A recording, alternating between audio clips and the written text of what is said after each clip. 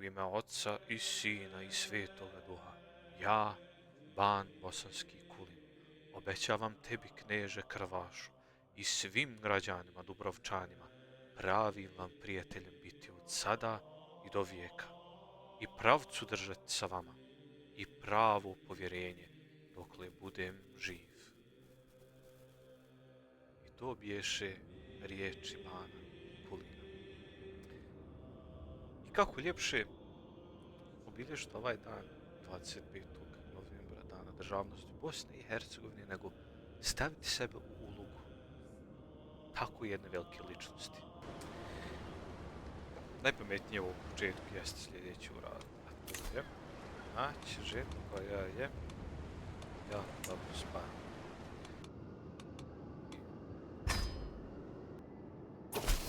Naravno, mislim.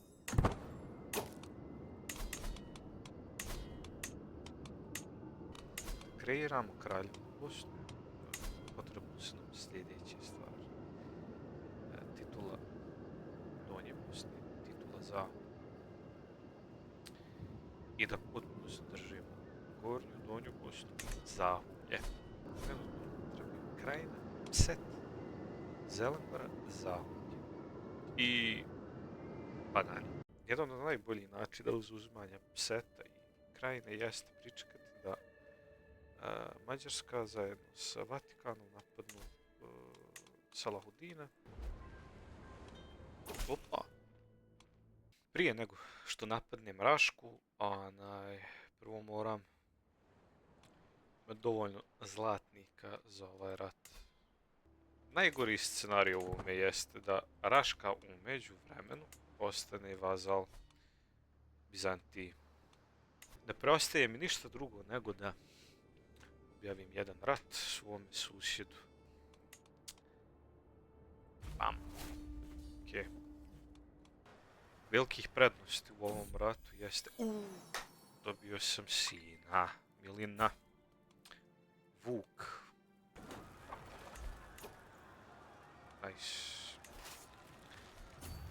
Sljedeći grad za zauzimanje jeste Ragusa. Trenutno se dešava nešto jako korisno za moju Banovinu, Bosnu. To jeste križarski rat između Salahudina i Boldvina IV. Koji će nevjerovatno izgubiti ovaj rat. Pade i Dubrovnik. Savršeno.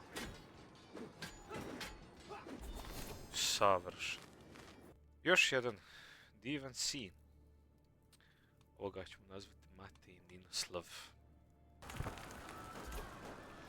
I pala je ubjedljiva pobjeda.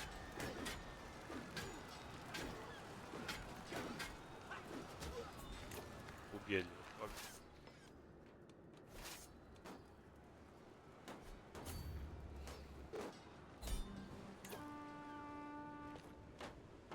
Pobjeda.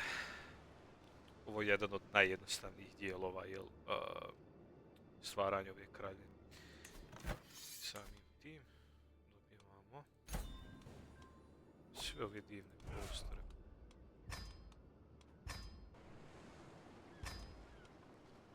Banovinu Zahumlje.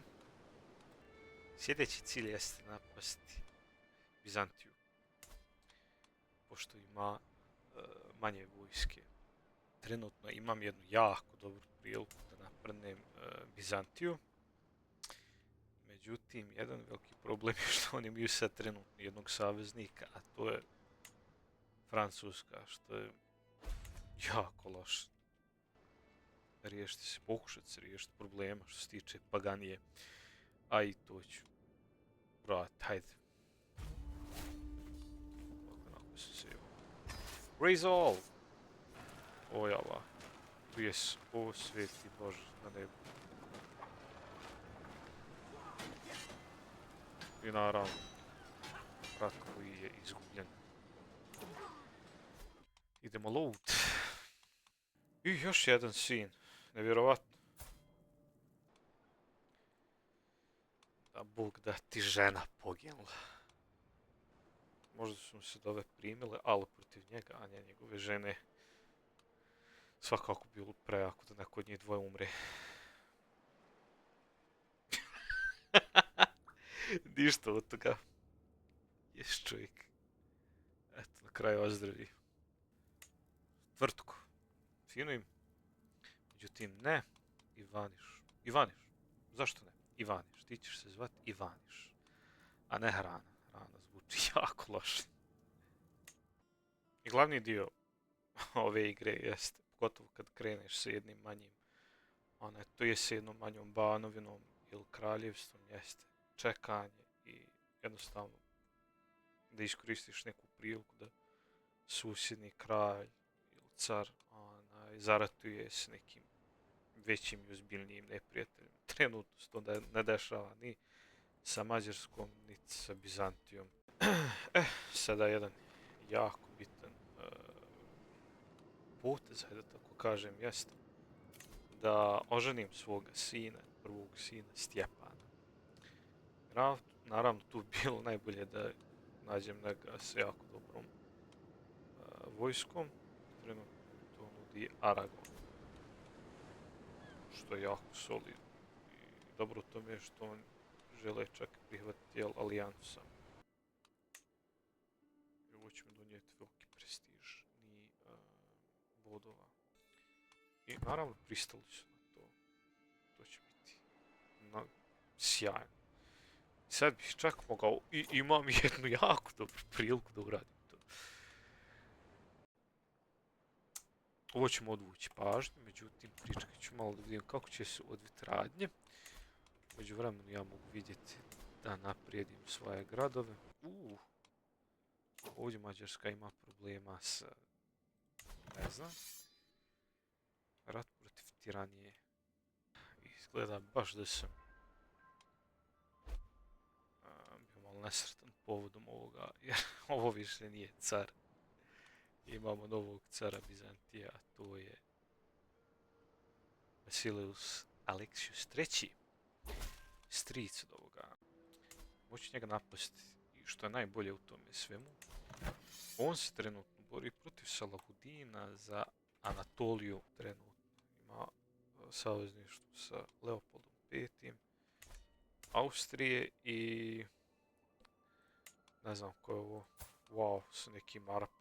Mislim da će ovaj rat izgubiti protiv Salahudina, koji je znatno jači i bolji u svakom smislu. Mislim da je fakat vrijeme da objavimo rat caru, koji pitanje hoće li se moći odbraniti i od Salahudina i od mene, a vjerovatno će mu još neko objaviti rat, kao na primjer Rum.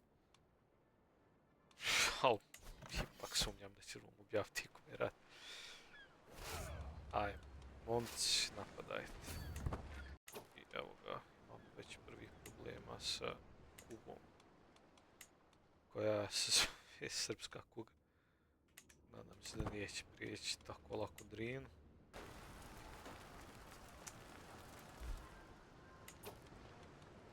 Naravno, to je bilo dobro. Što želim uraditi jeste zauzeti i ovo ovdje, međutim Kuge morat ćemo malo to zaobići. I Sinj pada.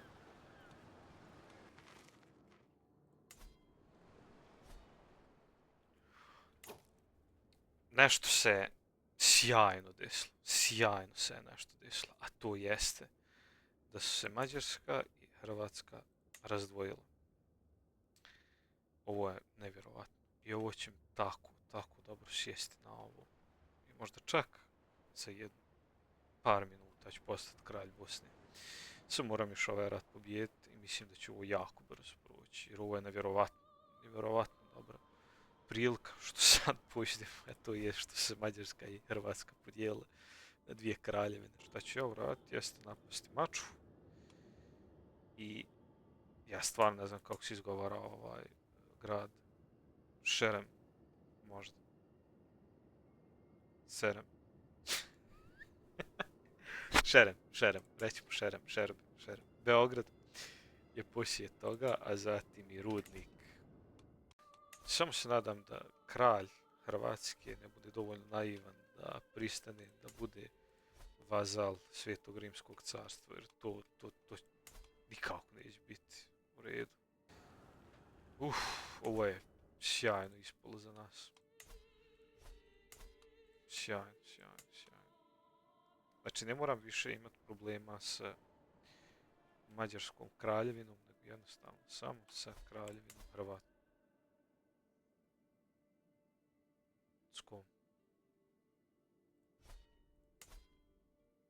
Šta se je desilo? Kralj umro.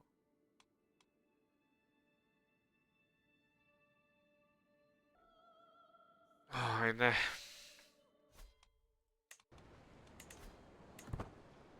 Molim te, nemoj se poginuti negdje, molim. Konj glupi.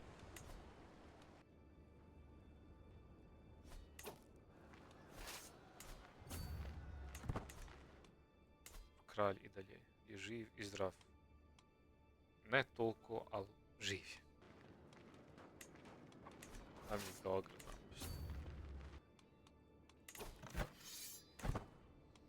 Čak što više, ako Slavonija pobjedi protiv Hrvatske, sa njom ću ratovati. I Slavonija je pobjedila Hrvatsku. Hrvatska sad ima velikih problema.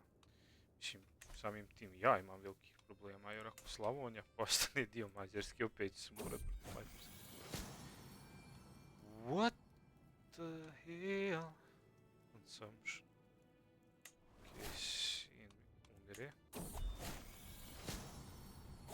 A i ja sa njim. Nisam primijetio da ovdje trenutno ima koga.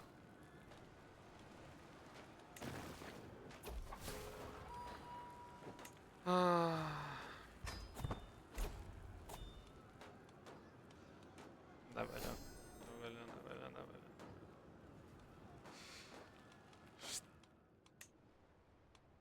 Pogledaj to. Strašno.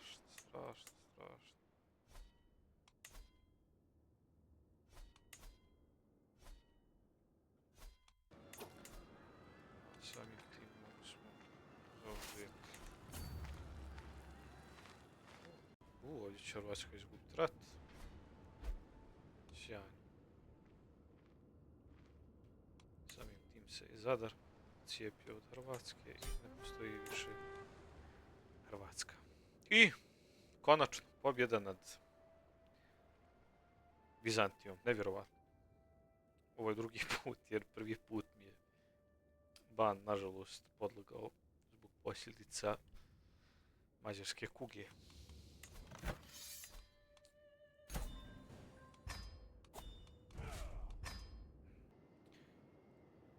Mislim da nema šta više oduživati i mislim da je pravo vrijeme da objavim rat Slavoniji i da konačnici zauzmemo Set i donje kraje, to je Krajinu. I pade Bihać. Nakon Bihaća mogli smo zauzeti i Lubić. Vukovar će pasti, ali to mi ne smeta mnogo.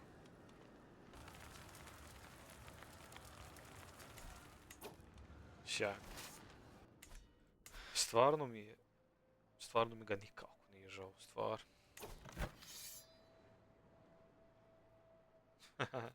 Raška i Duklja odlučili su da napadnu Epirus, to je današnju Albaniju. Wow.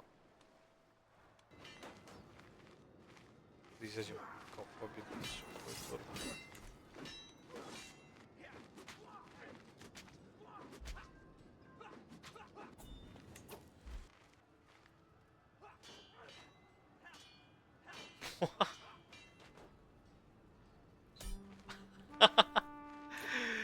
Prejako.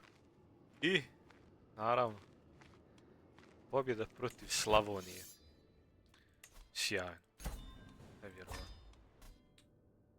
Imam priliku da napadnem Zadar, da zauzmem Knin i da zauzmem Zadar.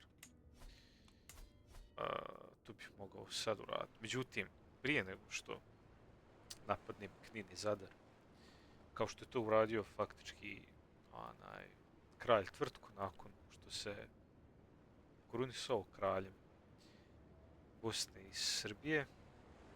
Ja ću to isto raditi sad kada se krunišem kao kraljem Bosne.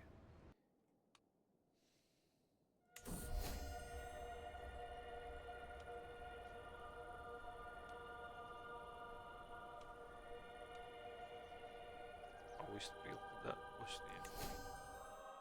I evo je. You are now the mighty king. Kraljevina Bosne. I tako u jednom maštovitom svijetu dođe dan Ban Kulin stvarno postane jedna velika legenda i kralj Bosne.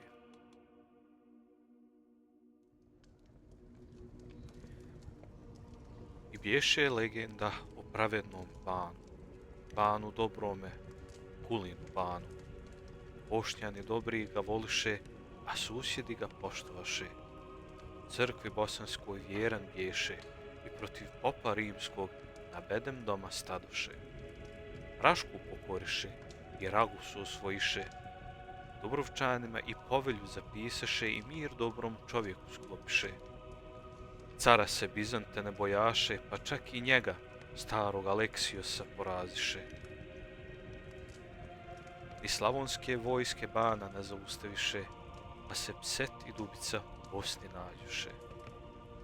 Slava i dika obraza svjetlog ga učiniše, pa se među slavljenim zapisaše kao kralj Bosne.